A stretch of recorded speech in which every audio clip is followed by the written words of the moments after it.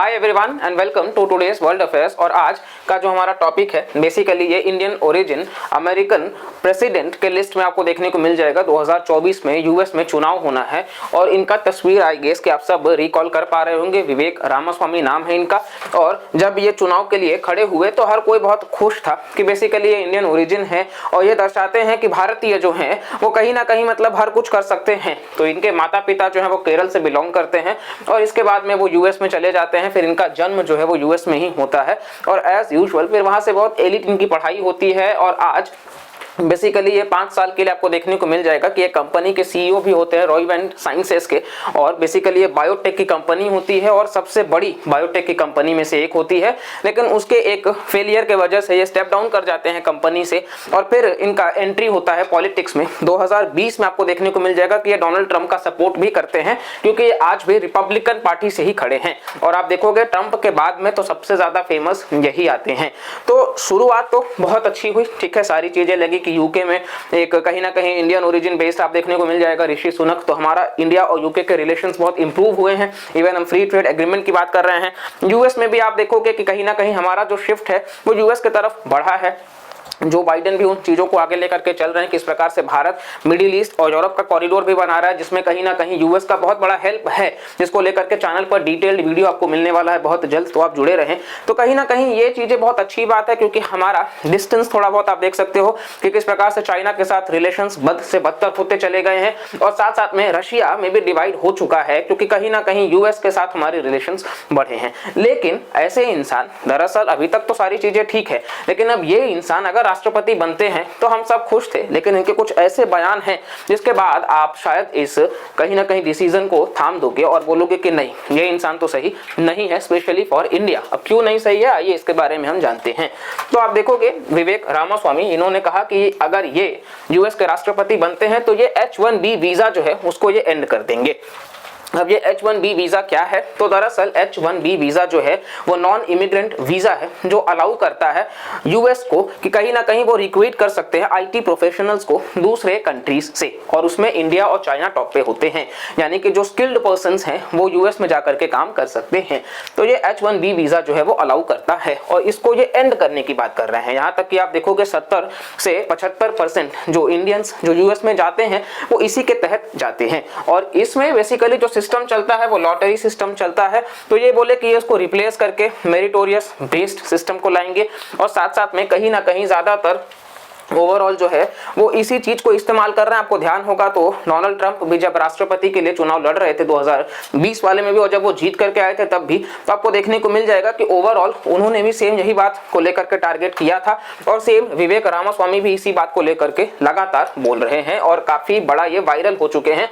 Even US में आप देखोगे तो ऑलरेडी बहुत सारी चीजें जो आपको देखने को मिल जाएंगी, लेकिन उन सबसे ज्यादा फेमस अगर कुछ है तो विवेक रामास्वामी का ये स्टेटमेंट जो अपने आप में बहुत ही बड़ा एक मीडिया हाउस का ये आर्टिकल बनता जा रहा है कि किस प्रकार से वो चेंज करेंगे H1B वीजा प्रोग्राम को और दरअसल ये भारतीयों को किस प्रकार से अफेक्ट करेगा क्योंकि बहुत बड़ा डायस्पोरा जो है वो आपको देखने को मिल जाएगा।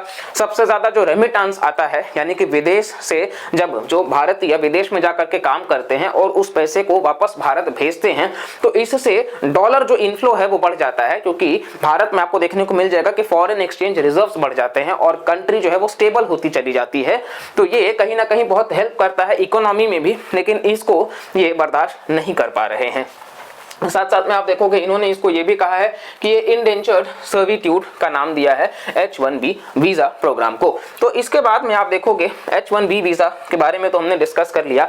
अब इनके कुछ ऐसे बयान है जिसको देख करके आप देखोगे कि ये इंसान मतलब करना क्या चाहता है, क्योंकि ये वो इंसान है जो बेसिकली क्लाइमेट चेंज को एक एजेंडा मानते हैं और एक होक्स मानते हैं कि कहीं ना कहीं इसको कैपिटलिज्म के खिलाफ चलाया जा रहा है। इन्होंने बोला कि I am the only person on this stage who isn't bought and paid for, so I can say this. यानी कि ये बोल रहे हैं ना इनको कोई खरीदा है और ना ही ये किसी के लिए बिके हैं। लेकिन आप इनके बयान देखोगे तो आपको खुद समझ में आ जाएगा कि क्लाइमेट चेंज एजेंडा जो है वो एक होक्स है और हमको आजादी डिक्लेयर करना होगा इसके खिलाफ। कहीं ना कहीं मतलब ये बोल रहे हैं कि कैपिटलिज्म कंट्रीज यानी कि यूएसए वगैरह जो है वो कैपिटलिस्ट कंट्री है जिसका फोकस जो है वो प्राइवेट सेक्टर पे है, प्रॉफिट पे है और गवर्नमेंट का इंटरफेरेंस यहाँ पे ना के बराबर होता है। तो ज्यादा से ज्यादा आपको देखने को मिल जाएगा कि ये कैपिटलिस्ट कंट्रीज को बढ़ावा देने की बात कर रहे हैं कि हम हमारे ग्रोथ को हिंडर करना चाह रहे हैं, रोकना चाह रहे हैं और ये क्लाइमेट चेंज का नाम देते हैं। और बोल रहे हैं कि ऐसा कुछ नहीं है नेचर के साथ, जैसे डोनाल्ड ट्रंप भी बार बार बोलते हैं, इसीलिए वो पेरिस क्लाइमेट डील को साइन भी नहीं किए थे और यूएस से एंटर नहीं किया था। ये तो जब जो बाइडेन आए डेमोक्रेट की तरफ से तो उन्होंने साइन किए, वो एंटर किए, लेकिन वापस से इनका भी वही सेम स्टैंड है कि क्लाइमेट चेंज बोल के कुछ नहीं होता। अब इन लोग को कौन समझाए कि इसी क्लाइमेट चेंज की वजह से कितना बड़ा एनवायरनमेंट और इकोनॉमी दोनों को नुकसान हो रहा है। साथ साथ में आप देखोगे इन्होंने ये भी कहा कि फायर कर दो 75% ऑफ फेडरल वर्कर्स, मतलब जो बाहर से काम करने के लिए आते हैं उनको भी आप हटा दो, ये विवेक रामास्वामी का कहना है। शट डाउन द एफबीआई जो आपको देखने को मिल जाएगा, जैसे हमारे यहाँ सीबीआई है वैसे यूएसए में एफबीआई है, यानी कि जो आपको पुलिस फोर्स देखने को मिल जाएगा, इन्वेस्टिगेशन एजेंसीज, तो उसको भी ये बंद करने की बात करते हैं फेडरल। साथ साथ में उन्होंने कहा कि जो 9/11 का हमला हुआ पुलिस उस केस में भी झूठ बोली है और कहीं ना कहीं उसके ऊपर भी उन्होंने सवाल रेस किए हैं। और फिर उन्होंने ये भी कहा कि यूएस को सपोर्ट नहीं करना चाहिए यूक्रेन को। तो ओवरऑल आप देखोगे कि अगेन यूक्रेन रशिया का जो वॉर आप देख रहे हो कि किस प्रकार से चीजें बद से बदतर होती चली जा रही हैं। तो इन्होंने कहा कि यूएस को सपोर्ट नहीं करना चाहिए यूक्रेन को और इसी के साथ साथ में डिप्लॉय कर दिया जाए मिलिट्री एट मेक्सिको बॉर्डर, क्योंकि ये साफ तौर पर किसी भी इमिग्रेंट्स को अलाउ नहीं करना चाहते। ये कहीं ना कहीं आप देखोगे अमेरिका का विकास की बात करते हैं, ये कहते हैं कि कहीं ना कहीं अमेरिकन को जगाना होगा और अमेरिकन को और बेहतर लेकर के जाना होगा, तो उसके लिए हमको बाहर से जो लोग आ रहे हैं उस पर रोक लगाना है।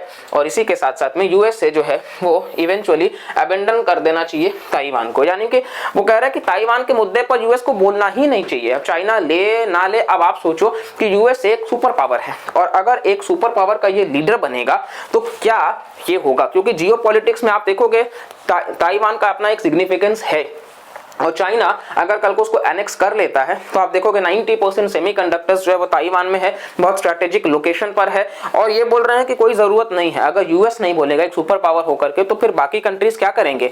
तो इन शॉर्ट अगर ऐसे लीडर्स जो हैं वो जीत करके आएंगे तो आप समझ सकते हो कि कितना बड़ा हलचल हो जाएगा इंटरनेशनल लेवल पर।